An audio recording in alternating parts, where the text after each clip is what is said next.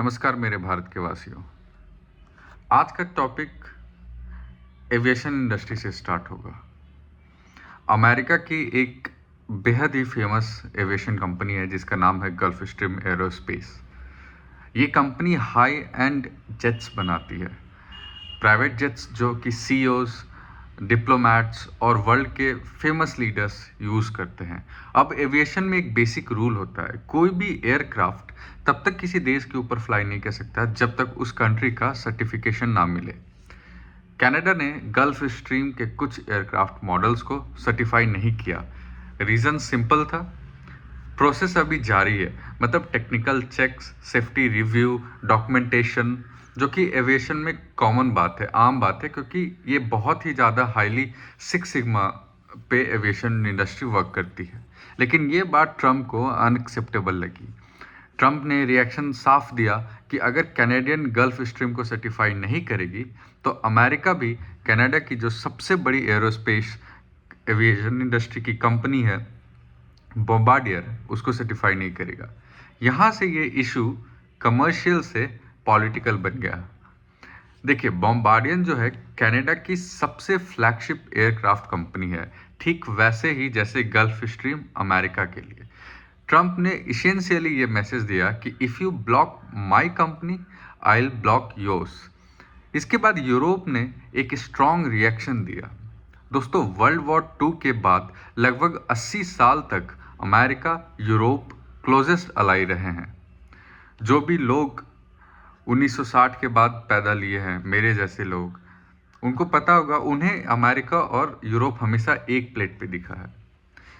उसका साफ कारण था नेटो, वॉर्स, ट्रेड, सिक्योरिटी, जहां सब कुछ अमेरिका यूरोप के साथ शेयर करता आ रहा था। लेकिन ट्रम्प के लीडरशिप स्टाइल ने इस रिलेशनशिप में एक क्रैक पैदा कर दिया है, जो कि आज हम एविडेंस कर रहे हैं। ट्रम्प की कोर थिंकिंग बहुत ही क्लियर है।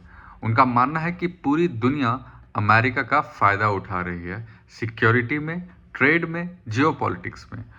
अगर आप उनके पुराने रिव्यूज़ देखोगे, इंटरव्यूज़ देखोगे, तो वो बार बार कहते थे everyone is ripping off the US. जो उनके पिछले टर्म्स या पॉलिटिकल रैली की इंटरव्यू में हम लोगों ने देखा था। इस माइंडसेट के साथ ट्रम्प डिप्लोमेसी नहीं, प्रेशर पॉलिटिक्स इस टर्म में खेलते आ रहे हैं।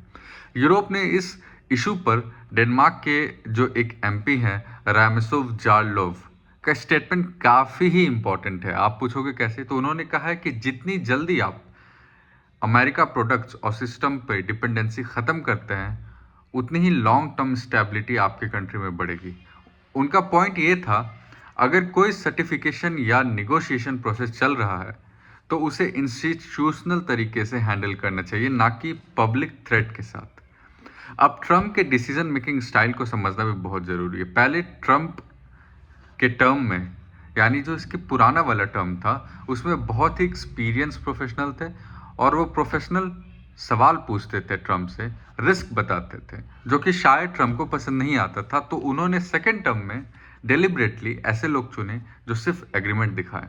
आज व्हाइट हाउस की मीटिंग जो होती है, पॉलिटिकल और पॉलिसी एनालिसिस से ज़्यादा पर्सनल प्रेज जैसी लगती है।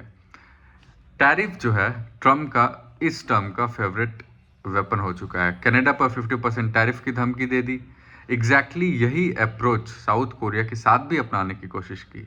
लेकिन ट्रम्प शायद ये भूल जाते हैं कि साउथ कोरिया, इंडिया, यूरोप कोई भी ऑथराइज्ड स्टेट नहीं है। ये एक डेमोक्रेटिक कंट्री है। डील ओवरनाइट इम्प्लीमेंट नहीं करवा सकते। पार्लियामेंट, डिबेट, अप्रूवल सभी में टाइम लगता है। लेकिन ट्रम्प के हिसाब से डिले मतलब डिसओबीडियंस और रिस्पॉन्स डिले मतलब प्रेशर क्रिएट करने का एक मौका।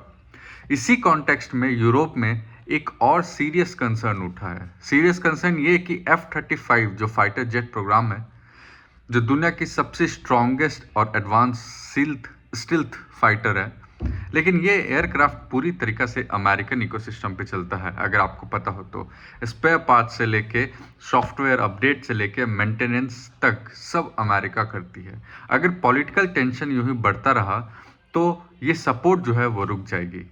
तो एक तरह से एक जियोपॉलिटिकल में एक टर्म होता है फंक्शनल किल स्विच, उस तरह का ये बिहेव कर रहा है, जिसका मतलब है कि आपका जेट क्रैश नहीं हुआ, गिरा नहीं, लेकिन आप फ्लाई भी कर नहीं सकते क्योंकि ये फ्लाई के लायक बचा नहीं, क्योंकि जितने भी मेंटेनेंस, स्पेयर पार्ट्स और सॉफ्टवेयर अपडेट्स थे वो तो अमेरिका के पास है। अगर वो डिनाई कर देगी तो हम फ्लाइट तो उड़ा नहीं सकते, फ्लाइट को उड़ा नहीं सकते, तो एक तरह से जेट गिरा भी नहीं और किसी काम का भी नहीं रहा। इसी को जियो पॉलिटिक्स में एक फंक्शनल किल स्विच कहते हैं। यूरोप को ये फेयर है कि अगर फ्यूचर में अमेरिका डिफेंस सिस्टम ने पॉलिटिकल लिवरेज लिया और ये बंद कर दिया तो फिर यूरोप का क्या होगा। इंटरेस्टिंगली अमेरिका के जो अपोजिशन है, रिपब्लिकन लॉ मेकर डॉन बेकॉम, उनका भी ये मानना है कि अमेरिका अलाइज के साथ हार्श बिहेव कर रहा है, जिसके वजह से लॉन्ग टर्म में अमेरिका को नुकसान होगा, जबकि एडवाइजरीज के साथ सॉफ्ट अप्रोच रख रही है। और इस सिचुएशन में एक लार्जर कंक्लूजन निकल कर आता कि यूरोप अब ओपनली कह रहा है अमेरिका डिपेंडेंसी रिस्की है। इंडिया में ने भी डिले और कंडीशनल बिहेवियर एक्सपीरियंस किया है। यूक्रेन कॉन्फ्लिक्ट के बाद अमेरिका की फॉरेन पॉलिसी और ट्रांजैक्शनल हो गई है। तो दोस्तों, कंक्लूजन बहुत ही ज़्यादा सिंपल है। ट्रम्प की लीडरशिप में अमेरिका पार्टनरशिप से ज़्यादा महत्व लिवरेज को देता है। डील ट्रस्ट पर नहीं, प्रेशर पर हो रही है, और जियोपॉलिटिक्स में जब ट्रस्ट चला जाता है तो अलायंस सिर्फ पेपर बन के रह जाते हैं। ये था आज का नाइट ब्रीफ का एपिसोड, और हम कल देखेंगे कि और क्या चल रहा है, क्योंकि ईरान की तरफ से भी बहुत बढ़त हो रही है। तब तक के लिए गुड नाइट, जय माता दी, जय हिंद, जय भवानी।